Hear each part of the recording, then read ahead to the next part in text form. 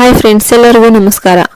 ಏಕಾದಶಿ ಯಾವಾಗ ಅಂತ ಕೇಳ್ತಿರ್ತಾರೆ. ಪೂಜೆಯ ನಿಯಮಗಳು ಯಾವುವು ಮತ್ತು ಹೇಗೆ ಮಾಡಬೇಕು ಇದನ್ನೆಲ್ಲ ಇಂದು ನಾನು ನಿಮಗೆ ಹೇಳ್ಕೊಡ್ತೀನಿ. ಎಂದರೆ ಈ ಏಕಾದಶಿ ಯೋಗಿನಿ ಏಕಾದಶಿ. ಈ ಏಕಾದಶಿ ಉಪವಾಸದ ಮಹತ್ವವನ್ನ ಪದ್ಮ ಪುರಾಣಗಳಲ್ಲಿ ಕಾಣಬಹುದು. ಇದನ್ನ ಶ್ರೀಕೃಷ್ಣ ಮತ್ತು ಯುಧಿಷ್ಠಿರನ ನಡುವಿನ ಸಂಭಾಷಣೆಯ ರೂಪದಲ್ಲಿ ಕಾಣಬಹುದು. ಈ ಉಪವಾಸದ ಮಹತ್ವವನ್ನ ಶ್ರೀಕೃಷ್ಣನೇ ಹೇಳಿದ್ದಾನೆ. ಈ ಏಕಾದಶಿ ಬಂದಾಗ ನಾಳೆ 7 ಗಂಟೆಗೆ ಯೋಗಿನಿ ಏಕಾದಶಿ ಬರುತ್ತೆ ಅಂತ ಹೇಳ್ತಾರೆ. ಅಂದ್ರೆ ಸೂರ್ಯೋದಯಕ್ಕೆ ಏಕಾದಶಿ ತಿಥಿ ಇಲ್ಲ. ನಾವು ಹಾಗೆ ಹೇಳದಿದ್ದರೆ ಭಾನುವಾರ ಮಾಡೋಣ. ಅಂದ್ರೆ ಆ ದಿನವೂ ಅಸ್ತಿತ್ವದಲ್ಲಿ ಇಲ್ಲ. ದ್ವಾದಶಿ ಗಂಟೆಗಟ್ಟಲೆ ಕಳೆದ್ರಿಂದ ಪೂರ್ಣ ಏಕಾದಶಿ ನಾಳೆ. ಆದ್ದರಿಂದ ಬೆಳಿಗ್ಗೆ ತಿಥಿ ಏಕಾದಶಿ, ಆದ್ರಿಂದ ನಾಳೆ ಏಕಾದಶಿ ಆಚರಿಸಲಾಗುತ್ತೆ.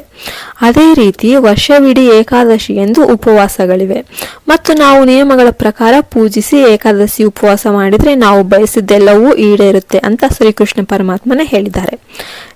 ಅದನ್ನು ಹೇಳ್ತಿರೋದು ನಾನಲ್ಲ. ಆದ್ರಿಂದ ಸಮರ್ಥರು ವರ್ಷದಲ್ಲಿ ಬರುವ ಎಲ್ಲಾ ಏಕಾದಶಿ ಉಪವಾಸಗಳನ್ನ ಮಾಡಲು ಪ್ರಯತ್ನ ಮಾಡಬೇಕು. ನಿಮ್ಗೆ ಸಾಧ್ಯವಾಗುತ್ತಿಲ್ಲ ಎಂದು ನೀವು ಭಾವಿಸಿದರೆ ಇಡೀ ಏಕಾದಶಿ ಉಪವಾಸದ ಕಥೆ ಇದೆ, ಸರಿ? ನೀವು ಇದನ್ನು ಓದಿದರೂ ಪರವಾಗಿಲ್ಲ. ಏಕಾದಶಿ ಎಂದು ನೀವು ಏನ್ ಮಾಡಬೇಕು? ಏಕಾದಶಿ ಉಪವಾಸ ಮಾಡಲು ಸಮರ್ಥರು ಉಪವಾಸ ಮಾಡಬೇಕು. ದ್ವಾದಶಿಯ ದಿನದಂದು ಬೆಳಿಗ್ಗೆ ಬೇಗನೆ ಸ್ನಾನ ಮಾಡಬೇಕು, ವಿಷ್ಣುವನ್ನು ಸರಿಯಾಗಿ ಪೂಜಿಸಬೇಕು ಮತ್ತು ಆ ದಿನ ಸಾತ್ವಿಕ ಆಹಾರವನ್ನು ಸೇವಿಸಬೇಕು ಎಂದು ಹೇಳ್ತಾರೆ. ಈರುಳ್ಳಿ ಬೆಳ್ಳುಳ್ಳಿ ತಿನ್ನಬಾರ್ದು, ಮಾಂಸವನ್ನು ಮುಟ್ಬಾರ್ದು, ರಾತ್ರಿ ಉಪಹಾರ ಸೇವಿಸಬೇಕು. ಮತ್ತೆ ಏಕಾದಶಿಯ ದಿನದಂದು ಏನ್ ಮಾಡಬೇಕು? ಬೆಳಿಗ್ಗೆ ಬೇಗನೆ ಎದ್ದು ಸ್ನಾನ ಮಾಡಿ ತುಳಸಿ ಎಲೆಗಳಿಂದ ವಿಷ್ಣುವನ್ನ ಪೂಜಿಸಿ. ವಿಷ್ಣು ಸಹಸ್ರನಾಮ ಸ್ತೋತ್ರ ಅಥವಾ ನಿಮ್ಗೆ ಬರುವ ಯಾವುದಾದ್ರೂ ಪಠಣೆ ಮಾಡಬಹುದು. ಅದನ್ನು ಭಕ್ತಿಯಿಂದ ಭಗವಂತನಿಗೆ ಅರ್ಪಿಸಬೇಕು.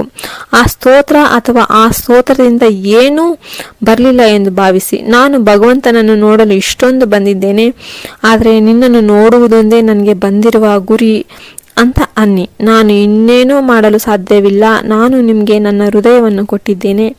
ನಾನು ಇನ್ನೇನು ಮಾಡಲು ಸಾಧ್ಯ? ನೀವು ಭಗವಂತನ ಬಳಿ ಕುಳಿತು ಎಂದಿನಂತೆ ತುಳಸಿ ಎಲೆಗಳಿಂದ ಪೂಜಿಸಿ.